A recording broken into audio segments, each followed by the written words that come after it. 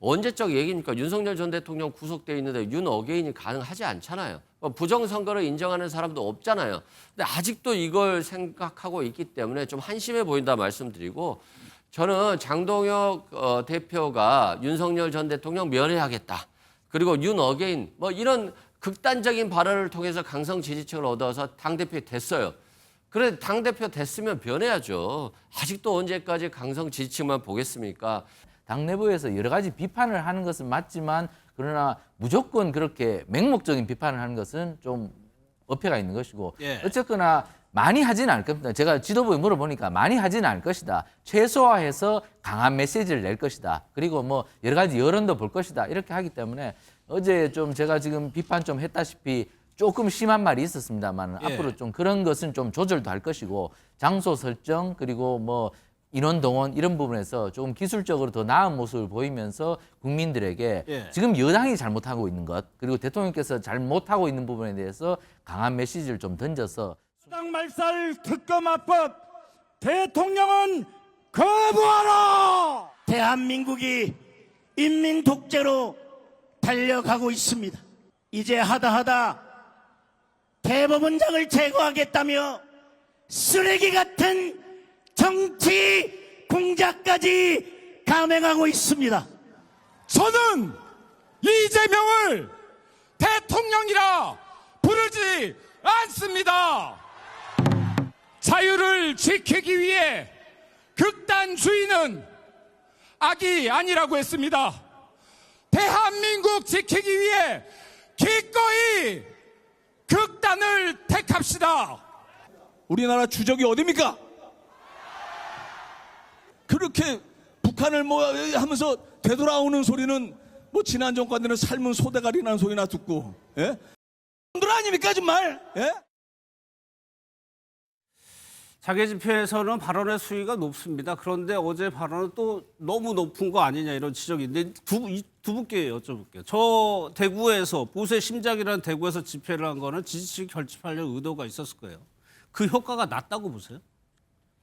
어제 집회를 할 만은 했겠죠. 뭐 예. 법사위에서 뭐 여당이 간사도 안 시켜주고 뭐 이러니까 뭐 도저히 국회 내에서는 뭘 해도 할 수가 없다. 그래서 네. 이런 것들을 국민들께 좀 알려보겠다는 심정에서 뭐 할 수는 있다고 생각합니다. 그러나 정치는 말을 통해서 국민들에게 메시지를 전하고 그 정당의 진위를 전하는 것인데 어제 일부가 아니죠. 뭐 장동혁 대표께서 대통령을 부르지 않고 네. 이재명이라고 얘기를 해버리고 이러한 것은 좀 저는 좀 문제가 있었다고 생각합니다. 이게 대통령으로 부르지 않는다는 것은 대통령으로 인정하지 않겠다는 그런 의미이기도 한데 예. 그렇다면 상대 정당을 인정하지 않고 대통령도 인정하지 않겠다는 그런 것으로 나간다면 지금 뭐 트럼프가 얘기한 것처럼 그러면 지금 제1야당은 혁명을 하자는 것인지 그것이 아니라면 어느 정도 상대를 존중하고 상대와 함께 할 수 있다는 그런 메시지를 주면서 상대를 비판해야 되는 것인데 그러한 전제를 허물어뜨려 버리고 대통령도 인정하지 않겠다는 말은 조금 과한 것이었다. 그리고 이것이 사실 대통령 임기가 아직 초반입니다. 그리고 오늘 그렇죠. 대통령께서 다자외교 현장에 유엔으로 나가시는 날인데 예. 어제 저렇게까지 조금 저는 좀 막말이라고 생각합니다. 저는 막말을 하신 것은 예. 이게 조금 실수가 있었다. 이 집회에서 예. 좀 부드럽게 그리고 강한 메시지로 상대 정파를 비판할 수도 있는데 꼭 뭐 상대의 호칭 다 빼버리고 욕설을 해서 꼭 그 뜻을 이루는 것은 아니거든요. 예. 그렇기 때문에 우리 정치의 가장 큰 말이 오늘 추미애 위원장이 한 것처럼 뭐 윤석열 오빠 이런 조롱성 말이 비판받는 것처럼 제1야당도 조금 품격을 지켜서 비판을 한다면 좀 더 나은 그런 그 지적이 아닐까. 그런 지적이 따갑게 가지 저렇게 막말을 한다고 해서 따가운 목소리로 가는 것은 아니거든요. 예. 다음 집회가 있다면 좀 고쳤으면 하는 것이 뭐 여러 뭐 국민들의 마음일 겁니다. 예. 그래서 장동혁 대표가 이재명 대통령도 안 붙인 것 같아요. 이재명 끌어내야 된다. 김민수 최고위원이 아예 당선 무효라고 하는 거는 글쎄요. 저번 대선이 선거를 부정하는 의미잖아요. 뭐 김민수 의원의 발언은 최고위원. 일부 예. 조금 과한 측면이 있었다고 보지만 저는 장동혁 대표가 했었던 이야기 정도는 야당 대표로서 또 5년 8개월 만에 우리 당이 주도한 장외 집회를 하는 데 있어서는 나올 수 있는 정도의 발언이었다고 생각합니다. 예. 그것에 대해서 좀 불쾌하게 들으시는 분들도 있을 수 있다고 생각하지만 이번에 장외 집회를 한 이유가 뭐겠습니까? 우리가 이렇게 원내에서 할 수 있는 것들이 없고 완전히 원내에선 핍박받고 있다. 예. 민주당이 일방적으로 독주하고 있다라는 메시지들을 국민들께 전달하기 위해서 이 장외 집회를 선택한 거잖아요. 실제로 우리 이번에 장외 집회를 하는 두 가지 이 목적이 입법 독재에 대해서 경각심을 알리겠다. 또 하나는 민주당과 이재명 대통령이 사법권에 대한 침해를 본격화하려는 것 아니냐 이런 부분에 대한 우려를 환기시키기 위한 측면이었다라고 말씀을 드렸는데 예. 일련의 상황들을 지금 원내에서만 막을 수 있는 아주 평시 상황은 아니죠. 그래서 선택한 이것이 저는 차선의 방법이라고 생각합니다. 최선의 방법은 물론 그 원내에서 정상적인 의정 활동을 통해서 이재명 정부의 실정을 비판하고 해야겠지만 예. 지금 보십시오. 법사위 돌아가는 거. 그 추미애 법사위원장 본인 마음대로 하고 있는 거잖아요. 이렇게 혼자 마음대로 하는 것을 우리가 독재라고 합니다. 이런 식으로 지금 의회가 일방적으로 운영되는 것들에 대해서 할 수 있는 최대한의 목소리를 내야겠다라는 측면에서 장외 집회를 택한 것이고 예. 저는 이것이 장기화될 거라고는 생각하지 않습니다. 왜냐하면 그래요? 10월부터는 당장 국정감사가 시작되거든요. 예. 그래서 뭐 이번 주말에 서울에서 집회를 계획하고 있는 것으로 아는데 예. 그 정도 수준에서 마무리를 한 상태에서 다시 원내에서의 그 정치 투쟁 이런 것들에 몰두하지 않을까 예상해 봅니다. 예. 그런데 당내에서는 좀 비판적인 시각도 나오고 있는 것 같습니다. 동대구역이 아니라 종로 광장시장을 먼저 갔어야 됐다. 박정화 의원은 이런 의견도 밝히고 있는데 그 얘기까지 한번 들어보겠습니다. 동대구역은 안 가신 건가요? 동대구역 안 갔습니다. 예. 뭐 지역구 일정도 있었고 아직 국민들한테 제가 무슨 얘기를 어떻게 외쳐야 되는지 잘 모르겠어요. 그러니까 우리 당이 장외투쟁을 좀 시작을 했습니다만은 글쎄 동대구역 광장보다는 우리 종로가 있는 광장시장을 먼저 가야 되지 않을까라는 생각이에요. 파악한 바로는 이 장외투쟁이 장기화될 건 아닌 것 같아요. 특히 이제 민주당의 사법 유린에 대해서 우리가 강한 메시지 좀 내야 될 필요성이 있으니 한번 이렇게 의기투합하자 정도의 다행히 뭐 그렇게라고 제가 알고 있는데 그런 의미에서 황교안 시즌 2가 되기에는 그때 황교안 대표는 거의 매주 했었으니까 그렇게는 안 될 거라고 저는 생각하고 그렇게 되면 안 되죠. 그래서 사실 장외투쟁이라는 거는 여론전을 하고 그 여론의 힘으로 끌고 가겠다는 건데 민주당 여권에서 보기에 어제 장외투쟁은 좀 어떻게 느끼셨어요? 명분도 없고요. 실리도 없고 국민 설득이 안 되는 그런 장외투쟁이어서 왜 했는지 일단 잘 모르겠어요. 그리고 일단은 그 장외투쟁을 왜 하는지 국민의힘이 그 메시지가 정확하지가 않아요. 그러니까 이제 저도 왜 하는지 궁금해서 기사를 보니까 뭐 야당 탄압 그다음에 뭐 조희대 대법원장에 대한 어떤 그런 압박 이런 것들을 무슨 독재로 가기 위한 뭐 수순이다. 그 두 가지 이유 때문이라는 거예요. 그런데 정광재 대변인 하신 말씀은 또 다른 얘기였지 않습니까? 뭐 입법 독재 이런 얘기였는데 이제 또 그건 별다른 얘기인 것 같아서 사실은 왜 장외투쟁을 하는지에 대해서 내부에서조차도 이유에 대해서 명확하게 전달이 안 되고 있는 것 같아요. 그런 상황에서 어떻게 국민 설득이 되겠습니까? 더군다나 이제 100일 간 넘긴 이재명 정부를 향해서 그런 얘기를 한다는 게 도무지 먹히지를 않죠. 더군다나 계엄과 내란 사태에서 정말 진정성 있는 공식적인 사과가 단 한 번도 없었는데 그것도 제대로 하지 않으면서 지금 야당 탄압이다, 독재다 이렇게 얘기하는 부분에 대해서 도무지 국민들이 이게 납득이 안 되는 부분이 있다고 생각하고요. 뭐 민주당도 주국 야광, 낮에는 국회에서 밤에는 광화문에서 장외투쟁 많이 해봤죠. 그러나 주국 야광을 저희가 외쳤던 것은 나가는 건 쉽지만 들어오는 게 쉽지가 않아요. 그러면은 국회가 야당으로서는 가장 좋은 효과적인 투쟁의 장소인데 들어온다 치면 이제 무엇을 위해서 들어왔다라고 얘기할 겁니까? 다 해소가 됐다고 얘기할 건가요? 그런 점에서 박정호 의원이 광장시장 먼저 갔어야 된다고 얘기하는 이런 부분들은 귀담아 들어야 될 필요가 있는 것이고요. 이 민생 위기, 그다음에 내일 모레 곧 국감인데 추석 연휴 지나면 국감 아닙니까? 그 상황에서 국회 내부에서 어떤 그 야당의 어떤 그 역할 이런 것들을 조금 제대로 해내야 되는 게 아닌가. 그러니까 김재섭 의원 같은 분도 다음 주에 서울에서 집회가 열려도 서울에 그 현역 몇 명 안 되잖아요. 11명 다 아마 참석 안 합니다. 이런 얘기가 나오는 거 아니겠어요? 예. 그 부분은 최 의원님 어떻게 보세요? 일단 당내에서도 비판적인 의견이 나오는 거. 수도권 서울 지역 가지고 있는 분도 좀 비판적인 목소리 내는 것 같고, 또 하나가 2월이었나요? 탄핵 반대 집회 대구역 앞에서 했을 때하고 비교해서 뭐 모인 인원이 뭐 전부를 말해주는 건 아닙니다만 그때와 비교해서 동력 좀 어떻게 평가하세요? 숫자는 적었죠. 과거보다는. 그러나 뭐 어제 사실 그 당내에서 여러 목소리가 나오지만 뭐 어떤 박성하 의원 같은 경우는 뭐 서울에서 했었어야 되지 않느냐.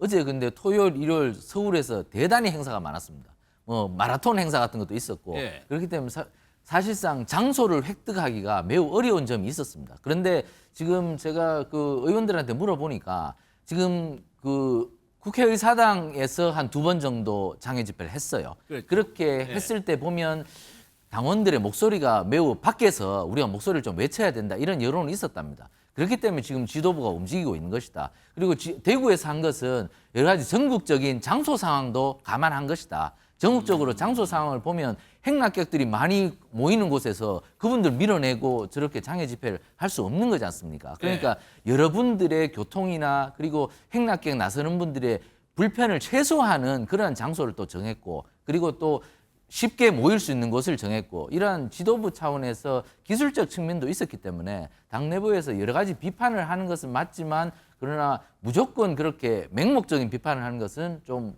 어폐가 있는 것이고 예. 어쨌거나 많이 하지는 않을 겁니다. 제가 지도부에 물어보니까 많이 하지는 않을 것이다. 최소화해서 강한 메시지를 낼 것이다. 그리고 뭐 여러 가지 여론도 볼 것이다. 이렇게 하기 때문에 어제 좀 제가 지금 비판 좀 했다시피 조금 심한 말이 있었습니다만 예. 앞으로 좀 그런 것은 좀 조절도 할 것이고 장소 설정 그리고 뭐 인원 동원 이런 부분에서 조금 기술적으로 더 나은 모습을 보이면서 국민들에게 예. 지금 여당이 잘못하고 있는 것 그리고 대통령께서 잘못하고 있는 부분에 대해서 강한 메시지를 좀 던져서 순기능적인 효과를 좀 거둬올 것으로 좀 앞으로는 예측을 하면 봅니다. 그러면은 2차가 서울에서 27일로 예정돼 있으면은 요 정도까지만 하고 그만둘 수도 있는 거네요. 뭐 아직 확정이 된 것은 아닙니다만 말씀드린 것처럼 10월이면은 뭐 다음 주는 또 추석 연휴가 시작되잖아요. 국정감사가 사실 연간 국회의원이 할 수 있는 가장 중요한 그 의정 활동의 일환이라는 측면에서 10월 중순까지 계속해서 이런 장애 투쟁에 집중하는 것이 어떠한 실익이 있는가 이런 부분에 대해서 당에서 전략적으로 판단할 겁니다. 하나만 더 여쭤볼게요. 그 당에서 규탄 집회의 성격과 그 맞지 않는 깃발이나 이런 거 좀 삼가해달라고 권고를 했는데 네. 어제 윤호개인 같은 깃발 같은 게 종종 눈에 띄었어요. 이 부분은 어떻게 생각하세요? 사실 뭐 사전에 많은 그 공지를 통해서 장애 집회를 하는 본질과 어긋나는 것들은 허용하지 않겠다라고 얘기를 했어요. 그러나 자발적으로 오는 사람들이 갖고 오는 피켓까지 검열을 할 수는 없는 거죠. 저는 그런 측면에서 다음번 장애 집회가 이루어진다고 하더라도 사전에 충분히 공지를 할 필요가 있다고 생각하고요. 나오시는 분들도 이런 그 과도한 주장들이 과연 이 장애 집회를 하는 국민의힘에 도움이 되는 것인가 그렇지 않은 것인가에 대해서도 좀 생각해 볼 필요가 있다고 생각합니다. 예. 그러니까 우리 강성 지지자들을 품는 것은 좋습니다만 그 사람들의 의견이 국민의힘 전체의 의견을 대변하는 듯하게 보여져서 중도 진영에 있는 사람들로부터 많은 외면을 받는다면 그게 장애 집회를 하는 실효적 이익이 하나도 없게 그렇겠죠. 되는 예. 거거든요. 그런 부분들에 대해서도 당에서도 조금 더 적극적으로 안내를 해야 될 거라고 생각합니다. 이수근 부회장께서는 뭐 어떻게 평가하세요? 그러니까 지금 대구가 보수의 심장이라고 하는 거잖아요. 심장만 뛰고 있고 팔다리가 움직이지 않는데 팔다리를 움직이게 만들어야지 심장만 과도하게 힘들게 만드니까 지금 온몸이 못 움직이게 생긴 거거든요. 예. 그래서 국민의힘이 어떤 개구리가 우물에 빠지면 튀어나오려고 하는데 계속 못 나오는 상황이에요. 그러면 우물을 때려서라도 우물을 없애서라도 사람 나와야 되는 거거든요. 근데 국민의힘이 우물은 깰 생각은 않고 계속 튀어오르기만 하기 때문에 해결책이 좀 없어 보이고 언제적 얘기입니까? 윤석열 전 대통령 구속돼 있는데 윤 어게인이 가능하지 않잖아요. 부정선거를 인정하는 사람도 없잖아요. 근데 아직도 이걸 생각하고 있기 때문에 좀 한심해 보인다 말씀드리고 저는 장동혁 대표가 윤석열 전 대통령 면회하겠다. 그리고 윤 어게인 뭐 이런 극단적인 발언을 통해서 강성 지지층을 얻어서 당대표에 됐어요. 그래 당대표 됐으면 변해야죠. 아직도 언제까지 강성 지지층만 보겠습니까? 만약에 장동혁 대표가 변하지 않으면요. 국민의힘 변하기 어렵습니다. 그리고 결국 윤석열 전 대통령 면회 가고 윤 어게인만 계속 외쳐야 되거든요. 그러면 국민들의 외면을 받겠죠. 위헌 정당이 되는 것이고 해산이 돼야 되는데 만약에 정부에서 해산 신청하지 않고 헌법재판소가 해산하지 않는다. 그러면 국민이 또 다음 총선 때 완전히 해산시켜 버리는 거거든요. 그래서 국민의힘이 좀 변해서 지금 여당과 이재명 정부가 더 잘 될 수 있도록 그리고 국민의힘이 자신의 존재를 만들어갈 수 있도록 변해야 되는 것이지 저는 지금 이 상태로 간다면 심장조차도 멈출 수 있다라고 생각합니다. 최 이 부분은 어떻게 생각하세요? 그 일부 의원들이 이제 중도층 민심 공략에 나서야 된다. 이게 추석이 끝나고 나면 정기국회 끝나고 나면 바로 지방선거 국면으로 돌아갈 텐데 지금의 국민의힘 이제 전략적으로 좀 고민할 때가 되지 않았나 싶기도 하고요. 이게 국민의힘이 하지 않더라도 이게 자동적으로 지금 중도층 민심이 상당 부분 민주당에서 좀 떠나 있다는 여러 가지 복수의 여론조사에서 확인이 돼요. 예. 지금 대통령께서 임기 초반인데도 불구하고 문재인 대통령 같은 경우는 임기 초반에 80%까지 지지율이 올라갔었는데 같은 탄핵 국면에서 대통령이 됐는데도 불구하고 이재명 대통령께서는 지금 50% 초반대에 지금 머물고 계세요. 그리고 민주당의 지지율도 지금 그리 높지가 않아요. 오늘 뭐 나온 걸 보면 국민의힘과 뭐 크게 차이가 나지도 않아요. 그런 걸 보면 지금 여당이 역할 전이를 못하고 있다. 야당에서 여당으로 넘어와서 여당으로서의 역할을 해야 되는데 예. 아직도 야당 역할을 하고 있다. 지금 계속 뭐 내란 정당 프레임에 야당을 가두고 거기에 대해서만 계속 비판을 하고 있지 않습니까? 거기에서 지금 수권 정당으로서 지금 집권당으로서 무엇을 하고 있는지 지금 국민들이 묻고 있거든요. 그런 부분에서 역할이 야당에서 여당으로 바뀌었는데 여전히 야당의 목소리만 내고 있으니 그런 부분에서 중도 민심이 조금 여당에서 이탈한 부분이 있어요. 그렇기 예. 때문에 지금 야당은 중도 민심을 잡기에는 굉장히 유리한 위치에 있는 것이죠. 그렇기 때문에 장동혁 대표 입장에서도 과거의 황교안 대표처럼 그렇게 계속해서 아스팔트만 고집하지는 않을 겁니다. 그러니까 장동혁 대표는 보면 지금 지명직 최고위원도 지명하지 않아요. 그렇죠. 여러 가지 여론의 동향을 굉장히 많이 봅니다, 이분이. 이분이 원래 판사 출신이잖아요. 예. 판사 출신이 사실 검사 출신보다 더 꼼꼼해요, 보면. 이게 보면 굉장히 꼼꼼한데 이분도 굉장히 그걸 볼 거예요, 아마. 예. 그러면 보면서